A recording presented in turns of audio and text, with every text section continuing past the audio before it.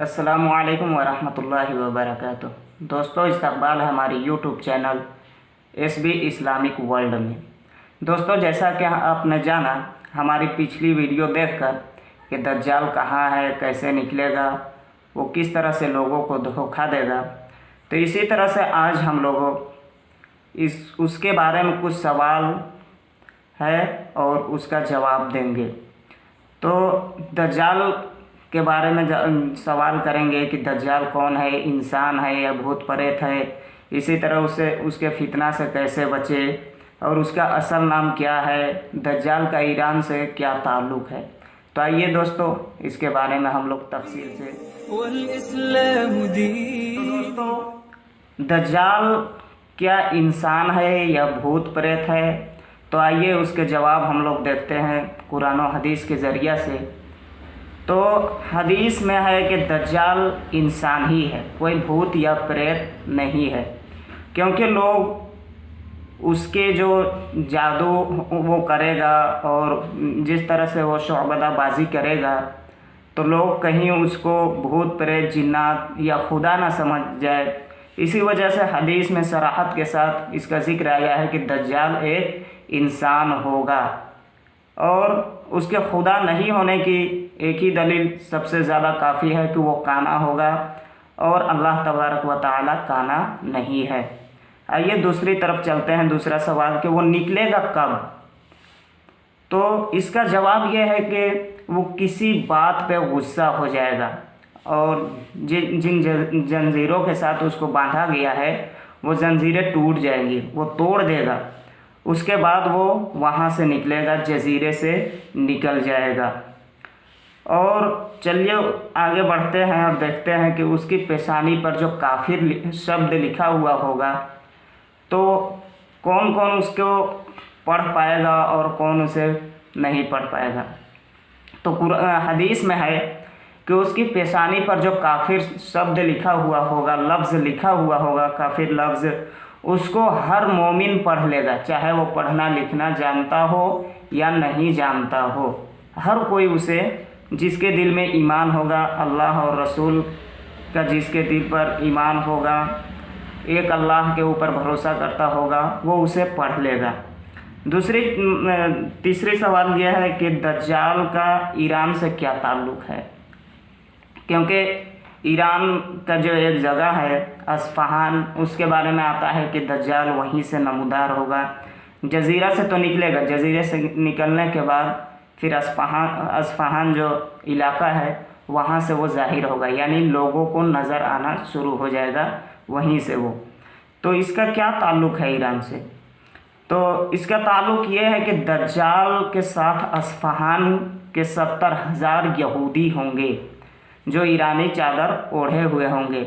ये लोग दज्जाल के फ़ौज होंगे और दज्जाल के लिए ये लोग जंग करेंगे। आगे आते हैं कि फितना से कैसे बचे, दज्जाल का जो फितना होगा उससे कैसे बचे। तो इसके लिए कुछ ऐसे तरीके हैं जो हदीस और सुन्नत से साबित है कि मुस्नद अहमद की एक रवायत है, इमरान बिन हसीन रज़ी अल्लाह ताला अन्हु की रवायत है। वो फरमाते हैं कि दज्जाल से जो बचने का तरीका है तो सबसे अच्छा तरीका ये है कि उससे कभी भी मिलने के लिए ना जाए। हत्ता कि अगर कोई शख्स अपने आप को बहुत मजबूत ईमान वाला समझ रहा हो तो वो भी ना जाए, क्योंकि दज्जाल को देखेगा और उसके शौबदाबाजी को देखेगा, जादू को देखेगा और वो फितने में मुब्तला हो जाएगा। इसी तरह से उससे बचना है, पहाड़ों के तरफ भाग जाना है। जहाँ दज्जाल के बारे में कोई जिक्र आए कि यहाँ दज्जाल निकल गया है तो पहाड़ों की तरफ चला जाए, क्योंकि उस वक्त दज्जाल का जिक्र जो है, दज्जाल की जो बातें हैं वो लोग भूल चुके होंगे, दज्जाल को सिरे से दज्जाल को भूल चुके होंगे। ऐसे वक्त में दज्जाल आएगा। फिर आगे चलते हैं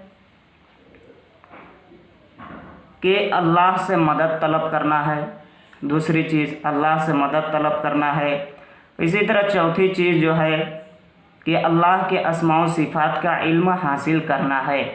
यानी कि अल्लाह तबारक व तआला के जो अस्मा है, नाम है, उसको याद करना है, उसके बारे में जानना है कि अल्लाह तबारक व तआला के किस नाम का क्या मतलब है, क्या माना है। इसी तरह अल्लाह ताला की जो सिफ़ात है, एक ही बात है कि अस्मा व सिफ़ात, एक ही बात है कि अल्लाह ताला की क्या क्या खासियतें हैं, अल्लाह कैसा है। तो इन तमाम चीज़ों को अगर एक आदमी जान लेगा तो वो दज्जाल के फितने में मुब्तला नहीं होगा। जैसे कि अल्लाह तबारक व तआला काना नहीं है और दज्जाल काना होगा। इसी तरह से अल्लाह तबारक व तआला लोगों को बुराई की तरफ नहीं बुलाता है बल्कि अच्छाई की तरफ बुलाता है, और दज्जाल जो होगा वो बुराई की तरफ बुलाएगा और शौबदाबाजी करेगा। इसी तरह से सूरह कहफ की जो इब्तिदाई 10 आयात हैं उसकी तिलावत करना है, क्योंकि इब्तिदाई आयात जो 10 हैं उसमें उन नौजवानों का ज़िक्र अल्लाह तबारक व तआला ने किया है जो एक बादशाह के जुल्म सितम से बचने के लिए एक गार में जाके छुप गए थे। वो लोग ईमान लाए थे और बादशाह जो वहाँ का था वो बहुत ही जालिम किस्म का था। इस वजह से उसके जुल्म से बचने के लिए वो नौजवान जो थे वो जाके गार में छुप गए थे। इसी वजह से कहा गया है कि सूरह कहफ के जो 10 आयात हैं वो दज्जाल से पनाह मांगने के लिए बहुत ही मजबूत हथियार है। इससे ईमान मजबूत होता है, ईमान को तक़वियत हासिल होती है। 5वीं चीज़ है कि मदीना मनव्वरा और मक्का मुअज़्ज़मा चले जाए। उस वक्त मक्का मदीना या मक्का मुअज़्ज़मा चले जाए, क्योंकि दज्जाल उन 2 शहरों में दाखिल नहीं हो पाएगा। 6ठी चीज़ है कि नमाज में दज्जाल के बारे में लोगों को आगाह किया जाए, क्योंकि दज्जाल ऐसे वक्त में ज़ाहिर होगा कि लोग उसे भूल चुके होंगे। लिहाजा हम लोगों को चाहिए कि दज्जाल के बारे में आपस में तज़किरा करें, दज्जाल के बारे में जानें। इससे क्या होगा कि अगर दज्जाल आ जाए तो हम उसे पहचान सकें।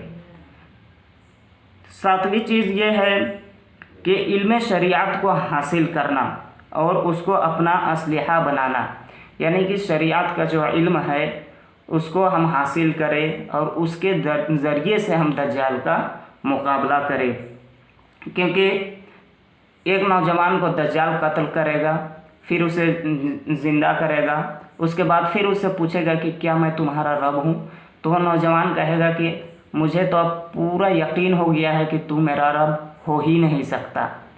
तो ये इस वजह से हुआ कि उसे शरीयत का इल्म हासिल होगा, वो शरीयत के बारे में जानता होगा, वो अल्लाह के बारे में जानता होगा, जिस वजह से वो दज्जाल का इनकार करेगा। फिर है 8वीं चीज़ कि उसके सामने सूरह कहफ की जो आयात हैं उसकी तिलावत करे और हकारत से उसके तरफ थूके। तकब्बुर से नहीं थूकना है, क्योंकि तकब्बुर इस्लाम में जायज़ नहीं है। हकारत के ज़रिए से उसके तरफ थूके सूरह कहफ की आयत को तिलावत करके।